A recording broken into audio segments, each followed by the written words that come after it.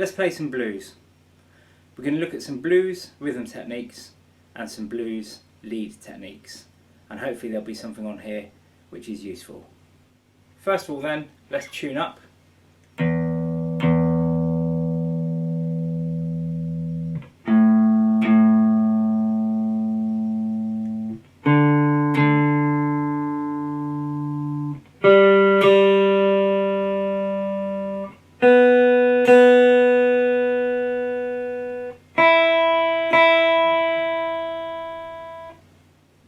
So we're going to start with blues rhythm techniques. So as far as I'm concerned, there are two types of blues progressions, major and minor. So major one will be major chords and dominant chords, a minor one will be minor chords. So I shall show you what I mean. So we're going to pick A just because it's in the middle of the fretboard and we've got an A minor pentatonic which plays over the top of it, which has got no sharps or flats, which means it's easier to understand. So for my major, we're going to start with an A7,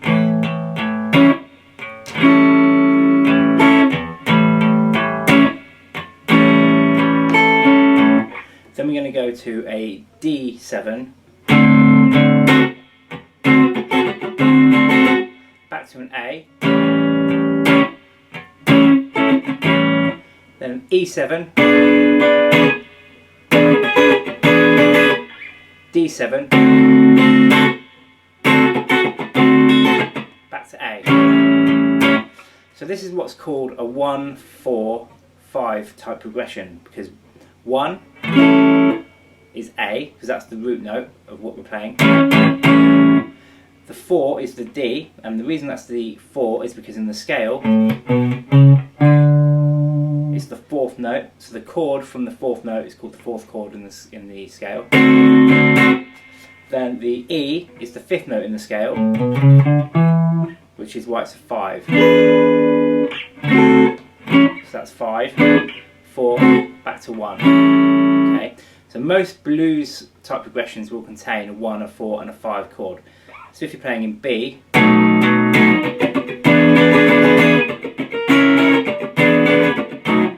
be the same pattern, 1, 4, 5, you're just moving everything up 2 frets.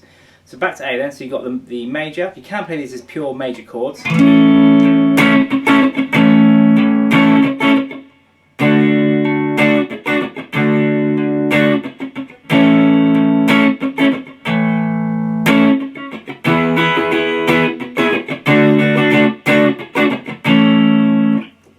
But most blues will be in dominant.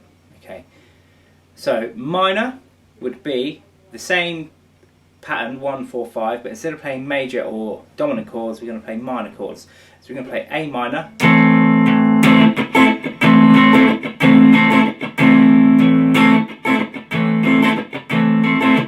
D minor, back to A, E, and these are all minor, D, back to A. Okay, so that's your 1, 4, 5. So let's have a look at some different ways of playing these. So back to the dominants. Okay, we're going to throw in a few different ways of doing this. So we've got dominant 7. Now instead of playing a dominant 7 for the D or the 4, we can play the dominant 9. Okay. And now if you don't know a dominant 9 chord, I'll show you the pattern on the 5th fret and then you can just move it wherever you want it. So we have 5, 4, 5, 5, 5. And that's 5 on the D. So 5 on the A, 4 on the D, 5, 5, 5 on G, B and E string. So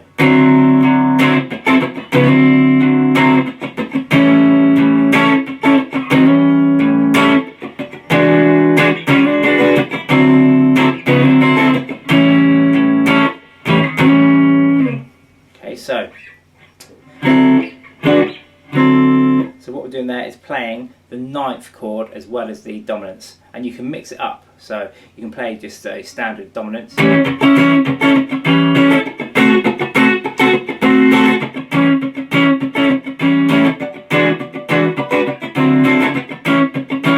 then change it around, so you can mix it up with dominant sevenths and dominant ninth chords.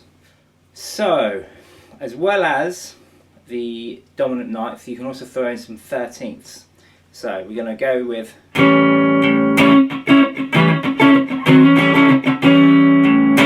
the 1 chord, then we're going to go with the ninths,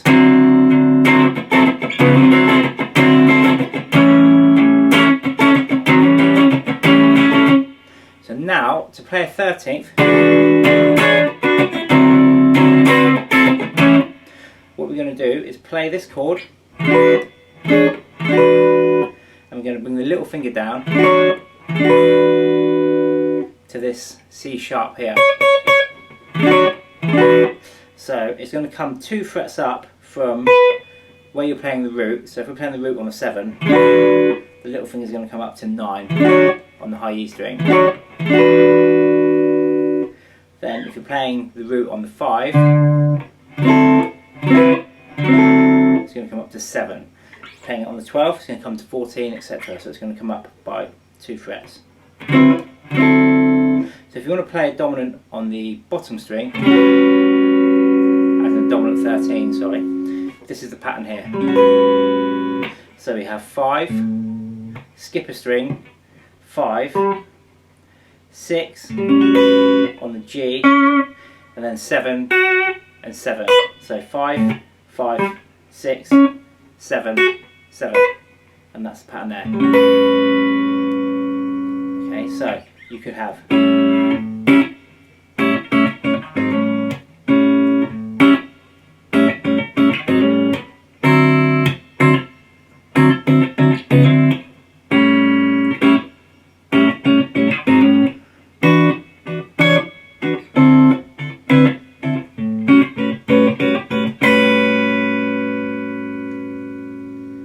and then you've got dominant 13ths all the way back.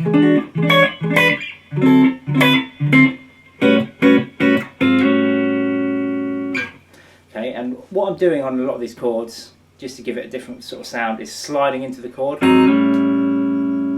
So for example, if I'm playing an A7, I'm playing a G sharp 7 very briefly and then sliding into it.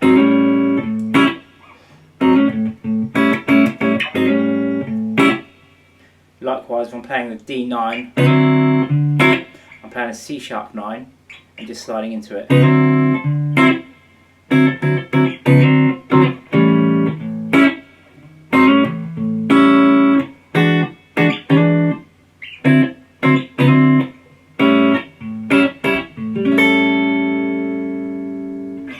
So you don't have to always play the whole chord. Sometimes you can just play parts of the chord and it will sound good. So normally the bass will be accenting the root note of the chord that you're playing.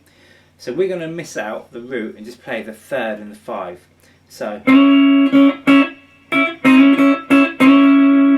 in the key of A, in the dominant chord, the 3rd is a C sharp, the 5 is an E. So we're going to play 6 on the G string and 5 on the B string. So then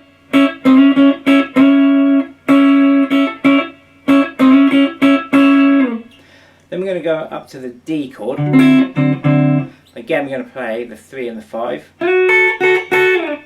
Okay, the D and the 5, the 3 and the 5 is an F sharp and an A. So we're going to play the F sharp here on 7 of the B, and 5 of the E is the A.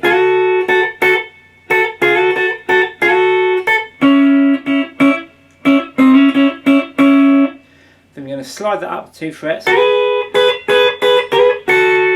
Okay, so we've got a G sharp, which is the 3rd in the E, which is the 5th chord, and the B here, which is the 5th.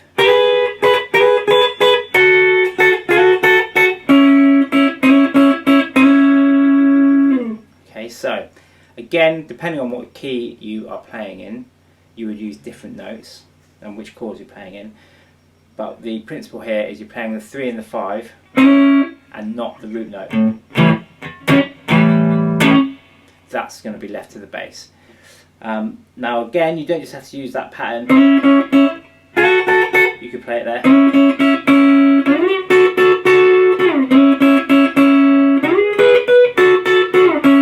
Or anywhere. So you just need to find the 3 and the 5 from that chord. And then you can use those notes. Now there's a popular chord progression in jazz called a 2-5-1 chord progression. So in the same key, okay, of A, we're going to play the second chord in that sequence of notes. So A, B. So the second chord in a scale is a minor, and we're going to play a minor 7. You can play it there. Okay, so a minor 7 chord would be the 2 in the scale. 1, 2. The 5 we've already played, which will be the dominant 7 or dominant 9 on E. 1, 2, 3, 4, 5. Okay, so we're going to play.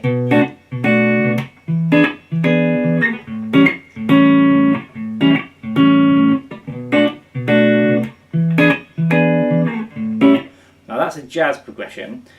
The way you'd use it in blues is you'd use that as your turnaround at the end of a sequence. So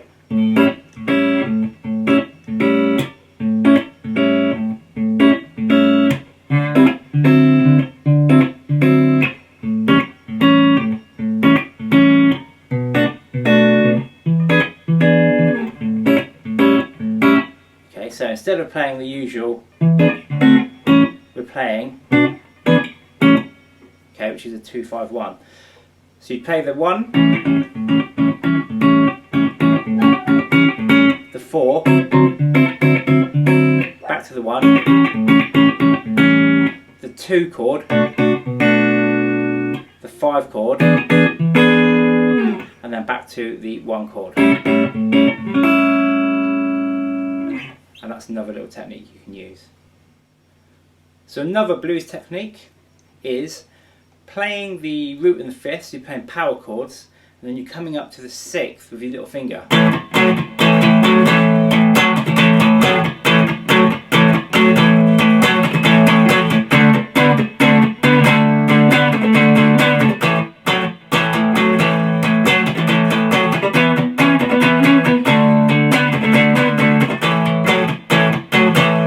Okay, so what we're doing there, just playing a power chord on the 5th fret. Then the little finger is coming down onto fret 9.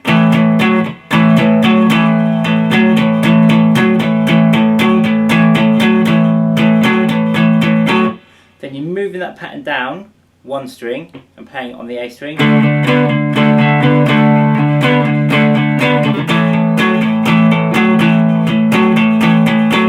Moving it back onto the A string but up 2 frets to the E.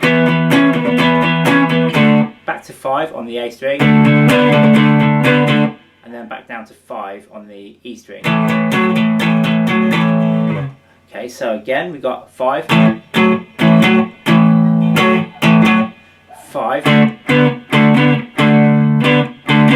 5, 7, 5, 5. Another blues technique is to play a riff, which is actually an arpeggio. So it's a dominant 7 arpeggio.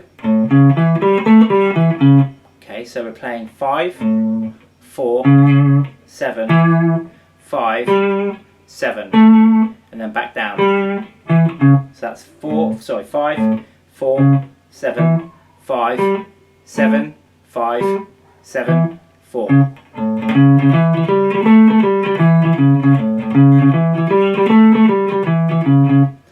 Now, because we're coming down to the D,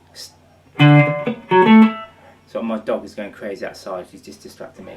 So we're going to play there. Then we're going to play the same pattern on the 2nd string,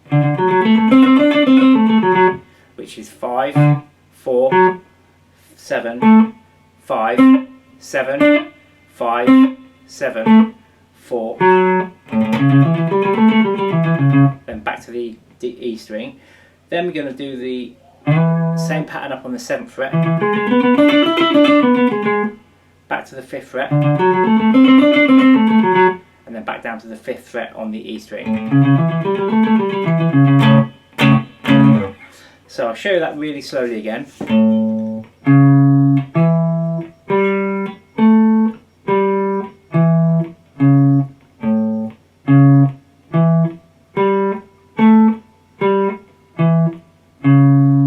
Then we're going to come to the 5th fret on the same string,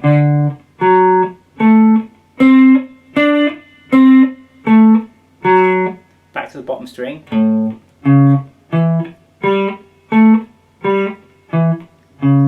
move it up to the 7th fret,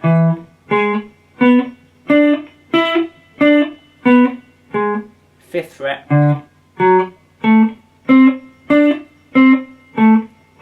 and then 5th fret on the bottom string.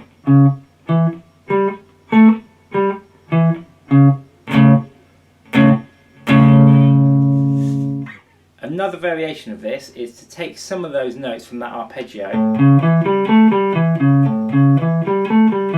and play just some of those notes. So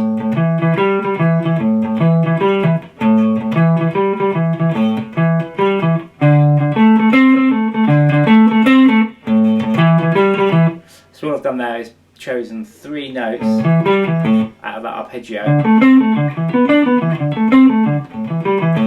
and then play those as a riff, and again that's just an example.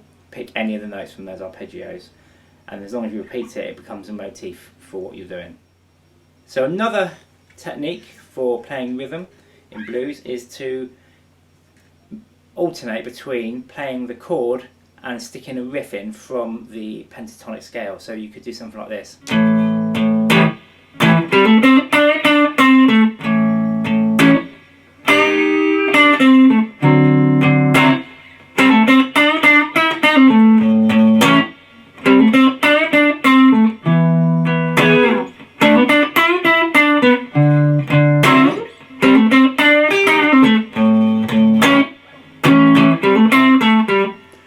So all I'm doing there is, and pretty badly as well, is just literally picking the chords and then using the pentatonic minor scale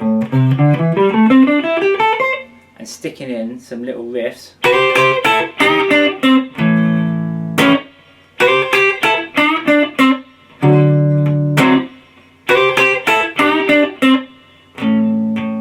And again, I'm just making this up as I'm going along. And again, you can create this. You can use the same riff over each chord, and it will work. So something like that will work then over.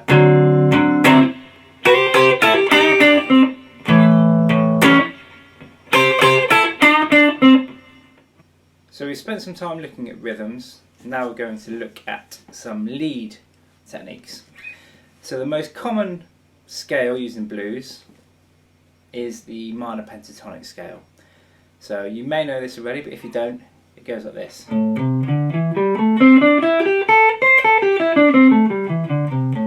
Okay, so the notes on there, and this again is in A, which is the same as the scale that we're using, or the key that we're using for the chords.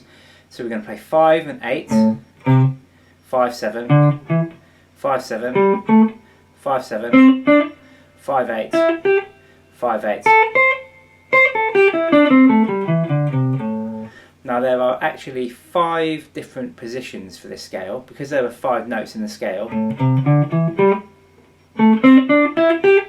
Okay, so we're going to start each with different positions on the 2nd, 3rd, 4th and 5th note in the scale. So we're going to play that one, then I'll show you the other 4 positions. So 5, 8, 5, 7, 5, 7, 5, 7, 5, 8, 5, 8. So that's the first position. Second position is 8, 10, 7, 10, 7, 10, 7, 9, 8, 10, 8, 10. One more time. 8, 10, 7, 10, 7, 10, 7, 9, 8, 10, 8, 10. The other thing I will say at this point, obviously all of these are relative, so where I'm playing 8-10, if you're playing in the key of G, you wouldn't play 8-10. You play relative to where the root note is, okay? So by that I mean,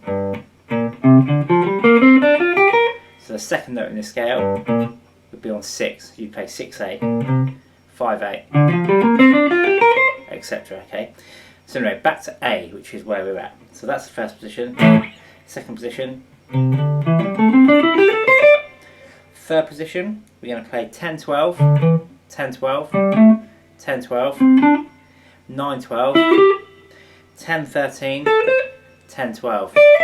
One more time, 10-12, and again, 9-12, 10-13, 10-12.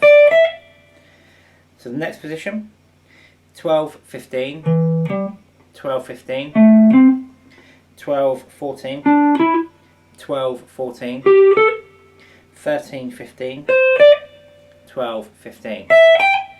One more time, 12-15, 12-15, 12-14, 12-14, 13-15, 12-15. And the final position, 15-17, 15-17, 14-17, 14-17, 15-17, 15-17, and again 15-17, 15-17, 14-17, 14-17, 15-17, 15-17, and that is your 5 positions in the A key, in the key of A. So let's have a listen to how those sound over a major and a minor blues progression.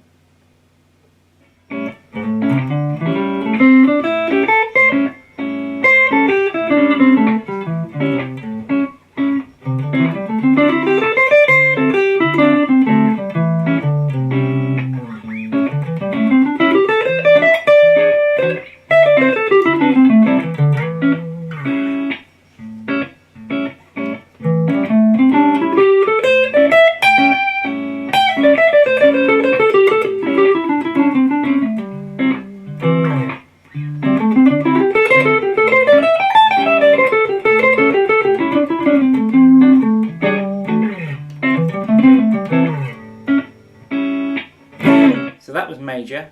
Now let's listen to those same scales played over a minor blues progression.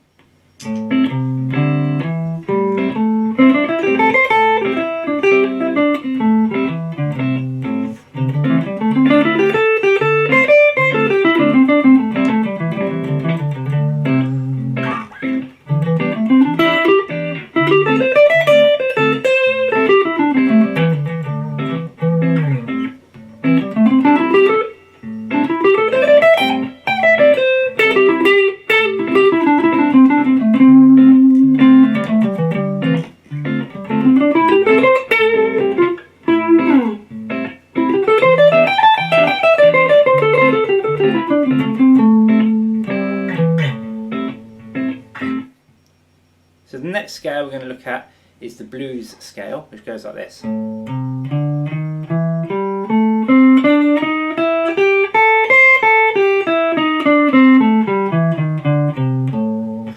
So very similar to the minor pentatonic, but it has one extra note in there, which is an augmented fourth or diminished fifth. So in the key of A, it's a E flat or D sharp, whichever way you want to look at it. So we're going to play A, C, D, D sharp, E, G, then A, C, D, D sharp, E, G, A, C. So that's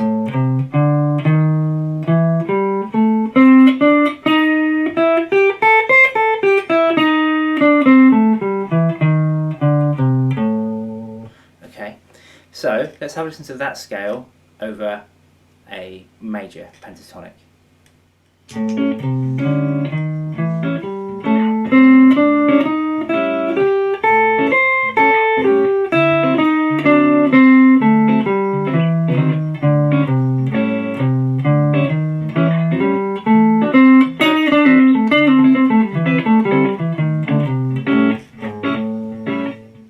let's have a look at another scale then. This one is a cross between a blues scale and a major scale.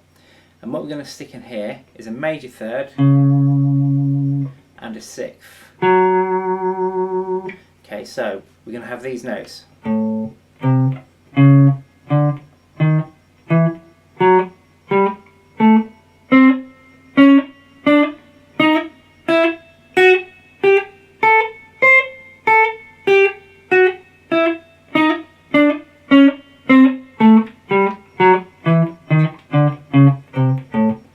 Okay, so I'm going to play this through again and give you the notes. So we've got on the bottom string 5 and 8.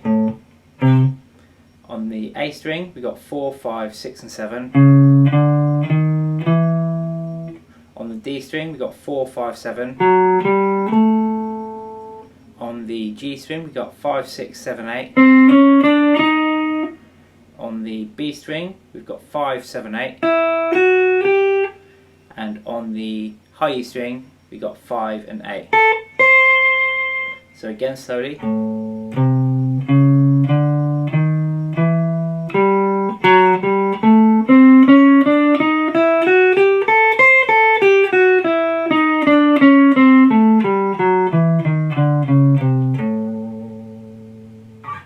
And the reason that we're sticking these notes in is because they're both in the major scale. We're playing a major chord progression, because this will only work over the major style or the dominant style. It won't work over the minor. Okay, because you've got too many different intervals in there. So we're sticking those in because they're in the major scale, and in a major arpeggio or major dominant chord, you've got that C sharp, which is in there.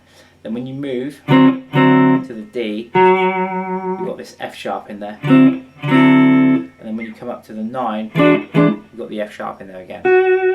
Okay, so that works really well, and let's have a listen to that scale now.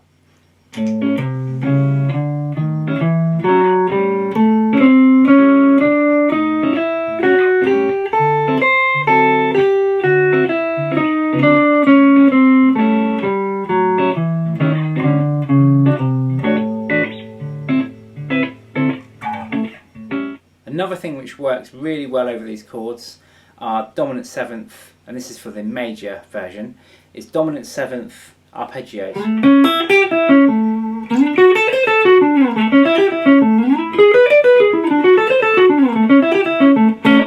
Okay, so here we've got an A, which is the root of the chord that we're playing. So on the D string we're going to play 7, 6 on the G, 5 on the B, and 8 on the B. Okay, and all you do is move that pattern around. So because this is the A, the root on the 7th, if you wanted to change that up to a D, which you would do when you're playing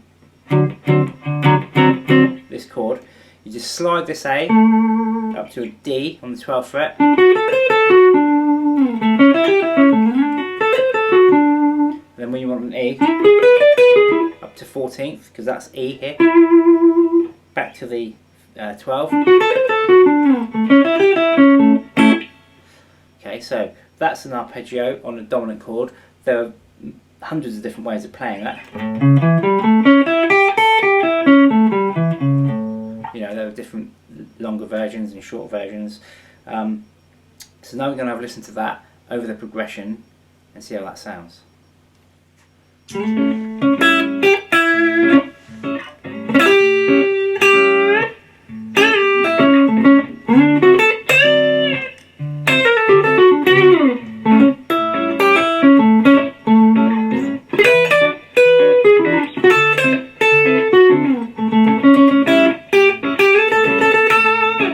as you can hear, they fit in really well.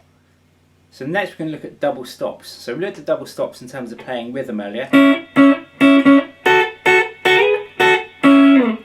Okay, but you can also use them for your lead as well.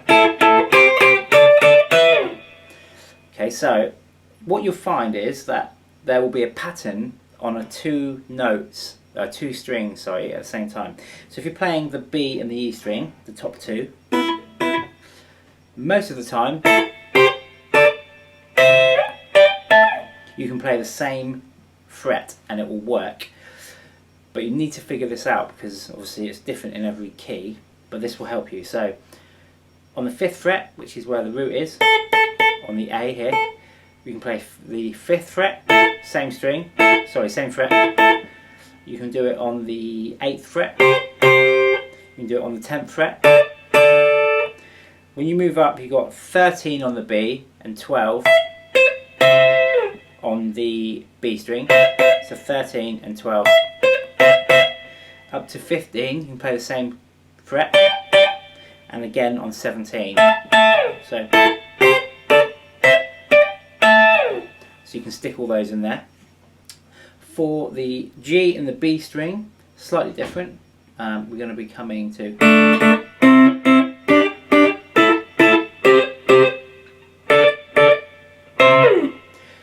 So here we're going to be playing on 2 and 3, so 2 and 3.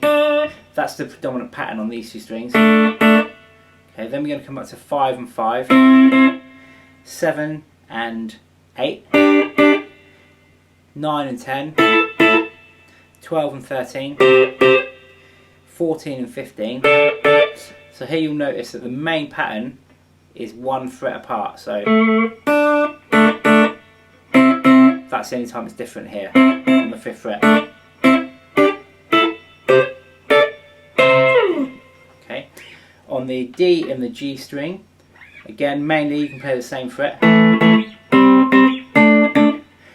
When you come up here, we've got 9 and 10. So again, you can play 2 and 2, 5 and 5, 7 and 7, 10 and 9, 12 and 12, 14 and 14, 17 and 17. Then on the A and the D string, most of the time again you can play the same fret. So you can play 3 and 2, 5 and 5, 7 and 7, 10 and 10, 12 and 12, then we come up to 15, 14, and 17, 17.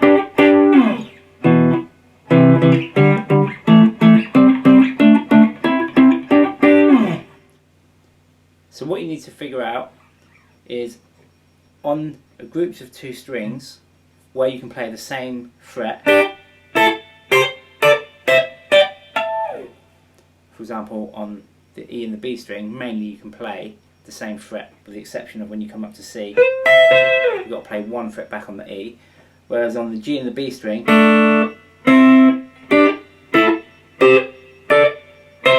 you're mainly playing a gap of 1 fret, except for when you come to C again.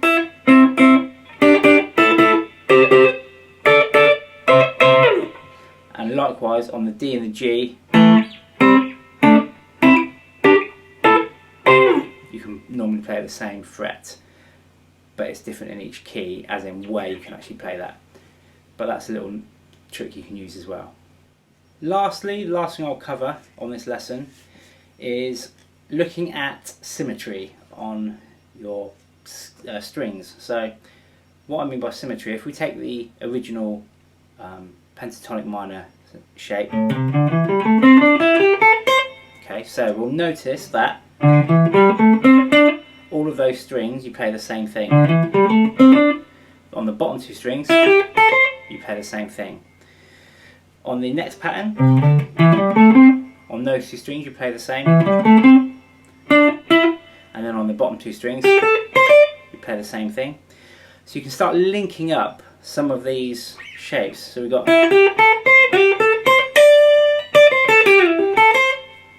so little things like that. And look at where you can find shapes that link up with each other. So where else have we got some symmetry? So here. So same, same. Here, same.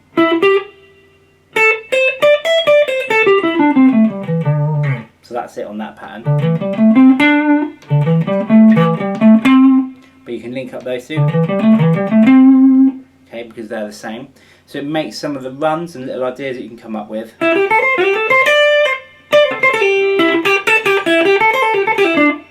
little bit easier. And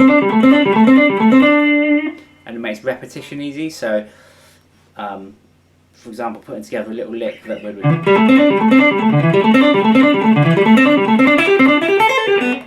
little things like that, where you can just, because you haven't got to think about what you're doing, you can put some of this repetition and symmetry together.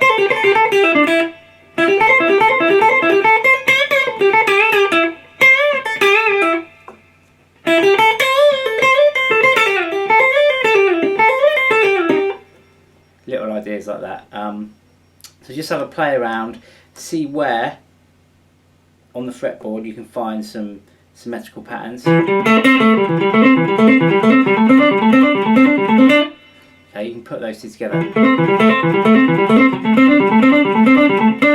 it will help you create some different ideas for runs and licks and stuff like that.